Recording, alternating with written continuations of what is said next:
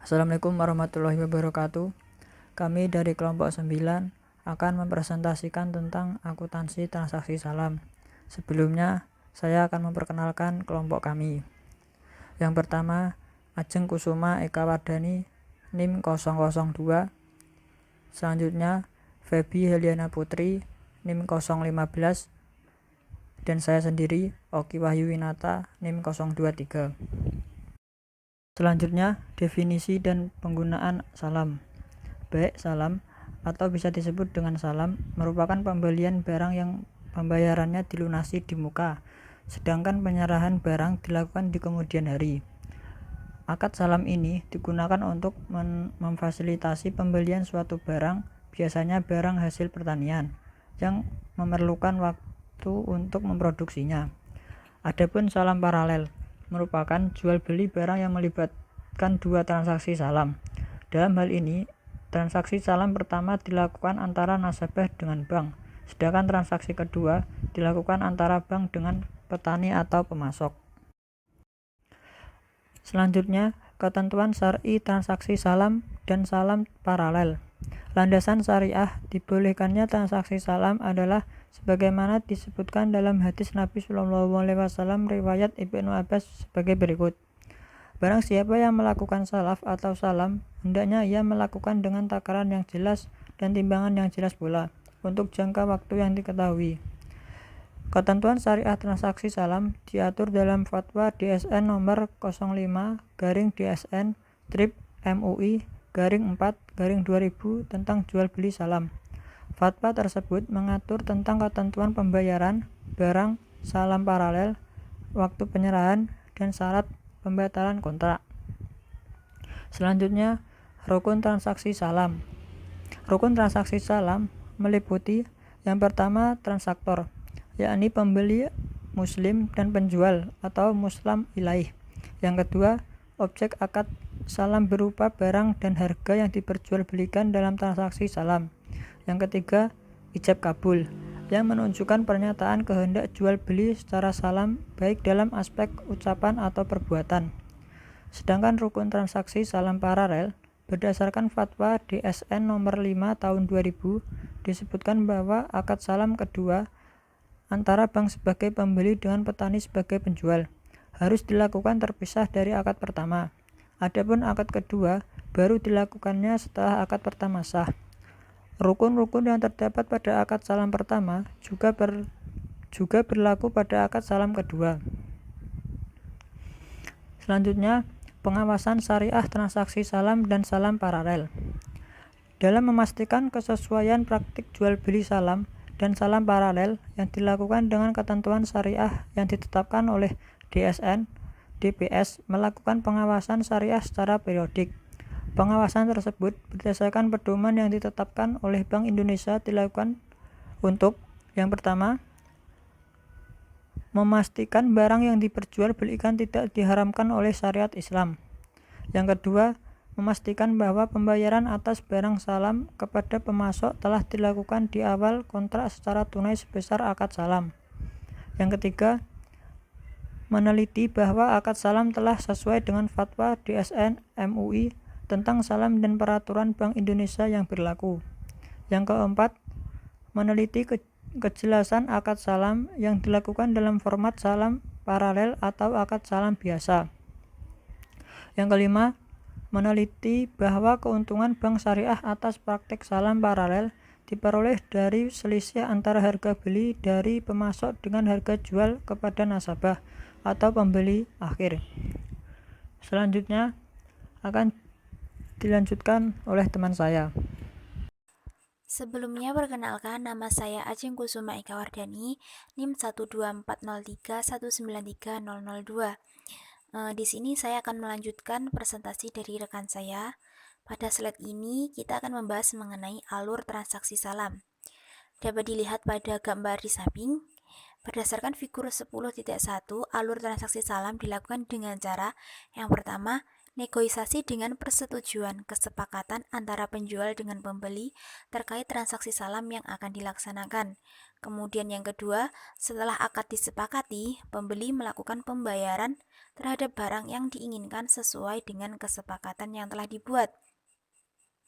Yang ketiga, pada transaksi salam, penjual mulai memproduksi atau menyelesaikan tahapan penanaman produk yang diinginkan pembeli. Setelah produk dihasilkan, pada saat atau sebelum tanggal penyerahan, penjual mengirim barang sesuai dengan spesifikasi, kualitas, dan kuantitas yang telah disepakati kepada pembeli. Adapun transaksi salam paralel yang biasanya digunakan oleh penjual atau bank syariah yang tidak memproduksi sendiri produk salam setelah menyepakati kontrak salam dan menerima dana dari nasabah salam. Selanjutnya, secara terpisah membuat akad salam dengan petani sebagai produsen produk salam. Yang keempat, setelah menyepakati transaksi salam kedua tersebut, bank langsung melakukan pembayaran kepada petani. Yang kelima, dalam jangka waktu tertentu, berdasarkan kesepakatan dengan bank, petani mengirim produk salam kepada petani sesuai dengan spesifikasi yang ditentukan. Yang terakhir, bank menerima dokumen penyerahan produk salam kepada nasabah dari petani. Selanjutnya yaitu cakupan standar akuntansi salam dan salam paralel. Akuntansi salam diatur dalam PSAK nomor 103 tentang akuntansi salam. Standar tersebut berisikan tentang pengakuan dan pengukuran, baik sebagai pembeli maupun sebagai penjual. Berbagai hal yang perlu diperhatikan dalam ketentuan pengakuan dan pengukuran salam adalah terkait dengan piutang salam, modal usaha salam, kewajiban salam, penerimaan barang pesanan salam, denda yang diterima oleh pembeli dari penjual yang mampu tetapi sengaja menunda-nunda penyelesaian kewajibannya, serta tentang penilaian persediaan barang pesanan pada periode pelaporan. Slide selanjutnya yaitu contoh soal transaksi salam. Transaksi salam yang pertama, PT Torik Agro Mandiri membutuhkan 100 ton biji jagung hibrida untuk keperluan ekspor 6 bulan yang akan datang. Pada tanggal 1 Juni 2000 XA, PT Torik Agro Mandiri melakukan pembelian jagung dengan skema salam kepada Bank Syariah Sejahtera. Adapun informasi tentang pembelian tersebut adalah sebagai berikut.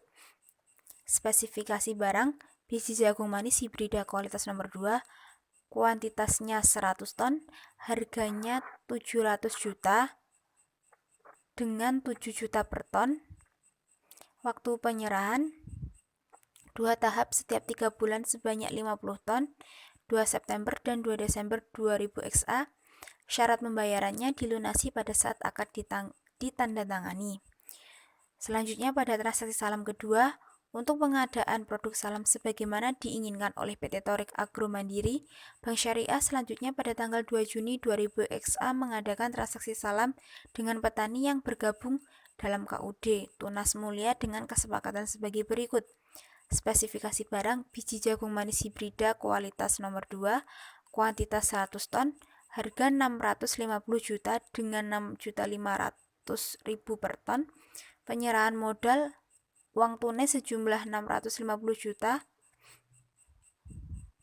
Waktu penyerahan barang 2 tahap setiap 3 bulan sebanyak 50 ton, 1 September dan 1 Desember 2000 XA. Anggaran tanah dan kendaraan senilai 700 juta. Syarat pembayaran dilunasi pada saat akan ditandatangani. Denda kegagalan penyerahan karena kelalaian dan kesengsaraan yaitu 2% dari nilai produk yang belum diserahkan. Penjurnalan transaksi salamnya yaitu yang pertama, transaksi pada saat akan disepakati. Pada tanggal 1 Juni 2000 XA, mendebit kas atau rekening pembeli PT TAM sebesar 700 juta pada utang salam atau mengkredit utang salam sebesar 700 juta. Kemudian penyerahan modal salam dari Bank Syariah kepada pemasok atau petani pada tanggal 2 Juni 2000 XA mendebit piutang salam sebesar 650 juta, kemudian mengkredit kas atau rekening nasabah penjual KUDTM sebesar 650 juta. Jurnal yang ketiga, penerimaan barang pesanan dari pemasok atau petani. Pada tanggal 1 September 2000 XA mendebit persediaan produk salam sebesar 325 juta dan mengkredit piutang salam sebesar 325 juta dengan keterangan penyerahan tahap pertama sebanyak 50 ton biji jagung kualitas 2 dengan kualitas barang dan nilai wajar barang sama dengan nilai kontrak, yaitu sebesar 50 ton dikalikan 6.500.000 sehingga totalnya sebesar 325 juta. Kemudian pada tanggal 1 Desember 2000 XA mendebit persediaan produk salam sebesar 325 juta dan mengkredit piutang salam sebesar 325 juta. Jurnal yang keempat yaitu penyerahan barang salam dari Bank Syariah kepada nasabah pembeli. Pada tanggal 2 September 2000 XA mendebit utang salam sebesar 350 juta, kemudian mengkredit persediaan produk salam sebesar 325 juta dan mengkredit pendapatan neto salam sebesar 25 juta. Kemudian pada tanggal 2 Desember 2000 XA mendebit utang salam sebesar 350 juta dan mengkredit persediaan produk salam sebesar 325 juta serta mengkredit pendapatan neto salam sebesar 25 juta. Selanjutnya di sini saya Feby Heliana Putri dengan NIM 12403193015 akan menjelaskan materi mengenai penyajian transaksi salam dalam laporan keuangan. Penyajian transaksi salam dalam laporan keuangan atau sesuai dalam PSAK 103 paragraf 20 sampai 22. Pembeli menyajikan modal usaha salam yang diberikan sebagai piutang salam. Piutang yang harus dilunasi oleh penjual karena tidak dapat memenuhi kewajibannya dalam transaksi salam disajikan secara terpisah dari piutang salam. Lalu penjual menyajikan modal usaha salam yang diterima sebagai kewajiban salam. Selanjutnya yaitu pengungkapan transaksi salam. Penjual dalam transaksi salam mengungkapkan 1. Piutang salam kepada supplier atau dalam satu paralel yang memiliki hubungan istimewa. Yang kedua, jenis dan kuantitas barang pesanan. Dan yang terakhir, pengungkapan lain sesuai dengan PSAK 101, penyajian laporan keuangan syariah.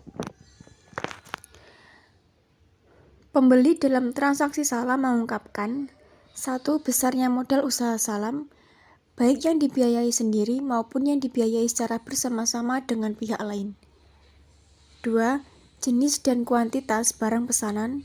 Dan yang terakhir, pengungkapan lain sesuai dengan PSAK 101, penyajian laporan keuangan syariah.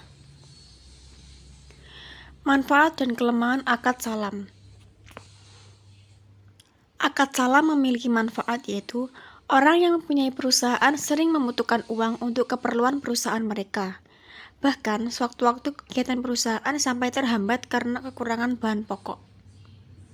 Sedangkan pembeli selain akan mendapat barang yang sesuai dengan keinginannya, maka ia pun sudah menolong kemajuan perusahaan saudaranya. Untuk kepentingan itu, Allah SWT membolehkan akad salam. Sedangkan kelemahan akad salam akan dimanfaatkan oleh orang yang sangat membutuhkan untuk menekan harga kepada penjual. Sebagaimana Islam sangat menginginkan hambanya untuk mempermudah dan membantu pihak lain. Melakukan eksploitasi pihak lain atas nama syariat dan agama. Untuk itu Nabi mencegah jual beli yang dilakukan oleh orang-orang yang sangat membutuhkan. Sekian presentasi dari kelompok kami. Bila ada kesalahan mohon maaf. Wassalamualaikum warahmatullahi wabarakatuh.